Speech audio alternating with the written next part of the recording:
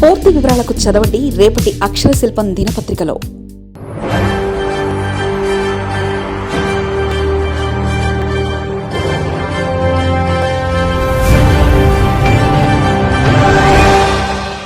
చేయాలి, విద్యామంత్రి గారు రాజీనామా చేయాలనేది ఆ ప్రధానమైన డిమాండ్. దాని మీద కూడా మేము మాట్లాడతాం. దాంతోపాటు ముఖ్యంగా రాష్ట్రంలో రైతాంగం ఎంతో ఇబ్బందులు పడుతుంది. రైతాంగం ఇంకా పంట గిట్టుబాటు ధర లేదు. పంట వచ్చి పండిస్తే గిట్టుబాటు ధర లేదు. కరువు పక్క కరువు ఉంది. వాళ్ళకి వచ్చి ఇన్పుట్ సబ్సిడీ ఇవ్వడానికి లేదు. ఏమన్నా ఇన్సూరెన్స్ ఎంతమంది ప్రభుత్వం కట్టేది, ఇప్పుడు వచ్చి రైతులే కట్టమంటారు. ఆ కట్టుబడిన పరిస్థితుల్లో రైతులు ఎంతో ఇబ్బంది పడుతున్న పరిస్థితులు ఉన్నాయి.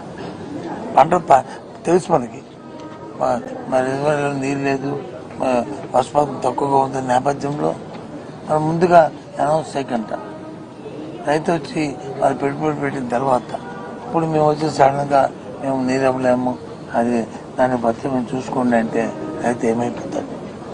ఆ నేపథ్యంలో రైతు సమస్యల పట్ల ప్రధానంగా తీసుకోవాలని, దాంతోపాటు మరి ఈ మధ్యకాలంలో నిన్నకాక మొన్న జీవో ఇచ్చారు. పీపీపీ మోడల్ ఎక్కడ లేని విధంగా దేశంలో ఏ రాష్ట్రంలో కానీ ప్రపంచంలో ఏ దేశంలో కూడా లేని విధంగా కొత్తగా ఒక కార్యక్రమాన్ని తీసుకొచ్చారు. దాని మీద అవతల మీద యాక్చువల్గా పీపీ అంటే ఆ జీవోని చూస్తే జీవోకి ఇంకో పేరు పెట్టచ్చు, ఆంధ్ర ఫసైల్ అని. ఆ రకంగా ఉంది జీవో.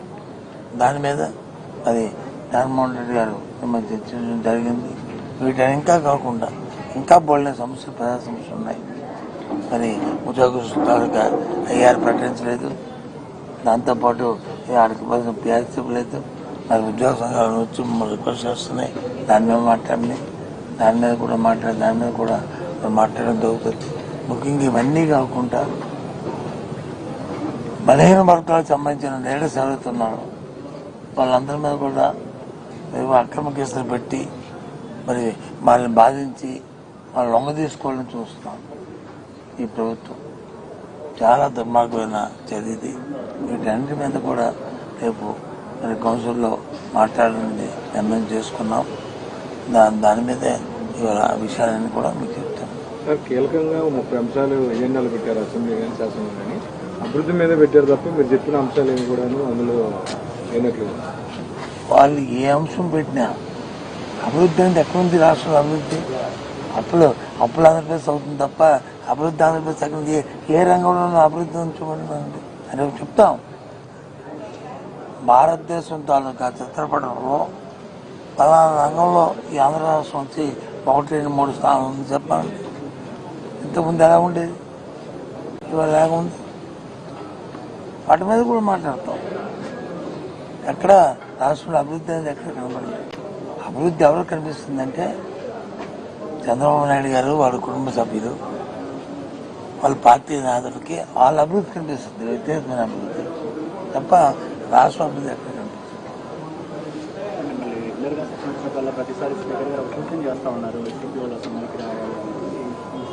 అసెంబ్లీకి రావాలి అంటే మాది ప్రధాన ప్రతిపక్షం, 40% ఓట్లు వచ్చిన ప్రతిపక్షం.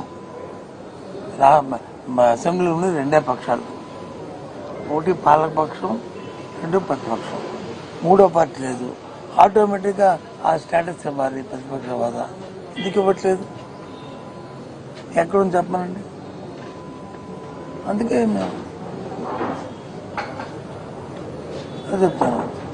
డిస్క్వాలిఫై చేయాలి అనేది స్పీకర్ కూడా ఈ రోజు సార్, స్పీకర్ గారు ఎన్నిసార్లు చెప్పారు, మేము ఎన్నిసార్లు చెప్పాం. చేయమని డిస్క్వాలిఫికేషన్ చేయమనండి. అది చట్టంలో ఉంటే, పరిధిలో ఉంటే, ఆయన పరిధిలో ఉంటే చేయమనండి. మేము తయారుగా ఉన్నాం. వైఎస్ఆర్సీ పార్టీ లాంటి బెదిరింపులకి పోదు. చేయమనండి డిస్క్వాలిఫికేషన్. కాబట్టి ఇది కాదు, ఇది రాజ్యాంగబద్ధంగా రాజ్యాంగపరంగా ఏదైతే ఉందో దానికోసం పోరాడుతుంది. నన్ను చూసామండి, నేను డీసీ శాంతి ర్యాలీ చేస్తున్నాము.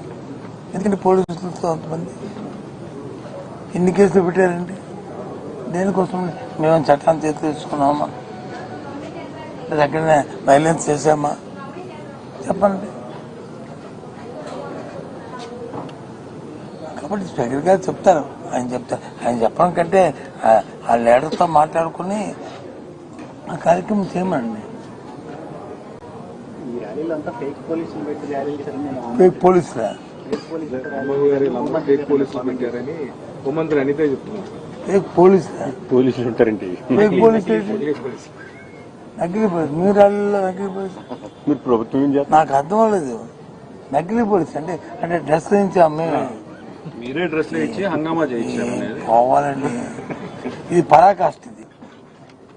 ఇది పరాకాష్ట. నిజంగా కానీ ప్రభుత్వంలో ఉన్న మంత్రులు కానీ మాట్లాడితే హోంమంత్రి కానీ ఇంకో మంత్రి కానీ మీరు చెప్పిన భాష కానీ మాట్లాడితే ఇది పరాకాష్ట.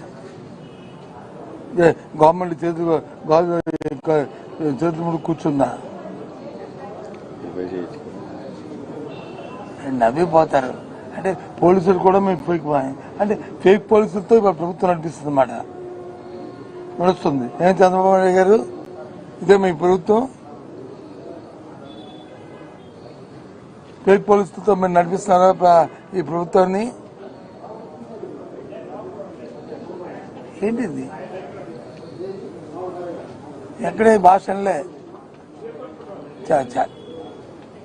కర్మ అన్నీ లాకప్ అడుగుతాం, బలహీన వర్గాల మా తాలూకా మాజీ శాసన అరెస్టుల మీద అడుగుతాం, అన్ని కార్యక్రమాల మీద శాసనమండలిలో నిర్ణయిస్తాం. మెగా డిఎస్సీ అంశానికి సంబంధించి కౌన్సిల్లో ప్రభుత్వం చర్చకు సిద్ధమంటే మీరు చర్చలో పాల్గొంటారా, లేదంటే లోకేష్ రాజీనామా చేసి మేము చర్చ కావాలని కోరుకుంటున్నాం చెప్తుంటే ఆ చర్చలో భాగమే రాజీనామా, సిబిఐ ఎంక్వైరీ. మేము మసవాలు చూపెడతాం, కాగితాలు చూపెడతాం, జీవోలు చూపెడతాం, జరిగిన వీడియో కాన్ఫరెన్స్ టెలికాన్ఫరెన్స్ చూపెడతాం. ఈ విధంగా సరే ఎవరైనా సరే ఓకే డిఎస్సీ జరుగుతుంది, ఫోన్లో వచ్చి బేరాసారాలు చేస్తారు. సో సరే వాళ్ళు ఎవరు సంబంధం లేని మనుషులు, వాళ్ళు మీకు కేసు పెట్టారు కదా, ఎక్కడ పెట్టారు? వాళ్ళ మనుషులు అయితే మానేస్తారా?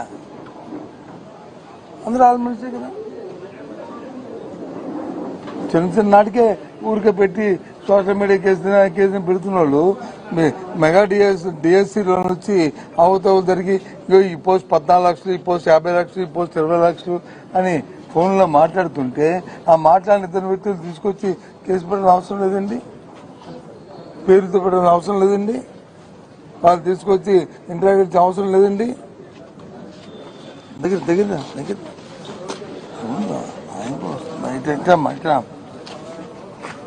లేదండి. ఎందుకు చేయట్లేదు చెప్పండి? నేను అదే అడుగుతున్నాను. అభిమానిసి ఊరికే అది ఫేక్ పోలీసు అంటే కరం వచ్చిందండి ఈ రాష్ట్రానికి. వీళ్ళది పరిపాలన, వీళ్ళు వచ్చి క్యాబినెట్, వీళ్ళు వచ్చి రాష్ట్రం.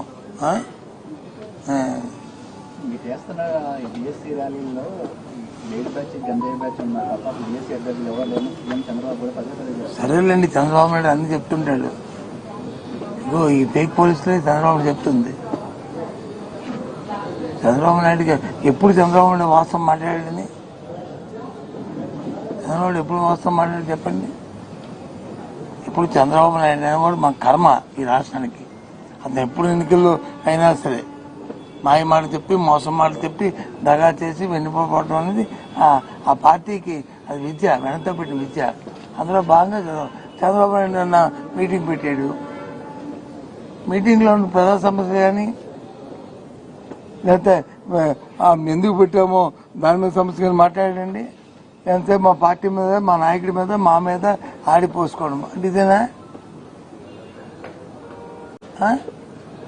అంటే ఏ స్థాయిలో ముఖ్యమంత్రి ఆలోచన చేస్తున్నాడో మీరు ఆలోచించండి. ఏ రకంగా ఉందో ఇవాళ రాష్ట్రంలో పరిస్థితి. అయిపోయాయి. మరిన్ని కథనాల కోసం సబ్స్క్రైబ్ చేసుకోండి మీ అక్షర శిల్పం. పూర్తి వివరాలకు చదవండి రేపటి అక్షర శిల్పం దినపత్రికలో.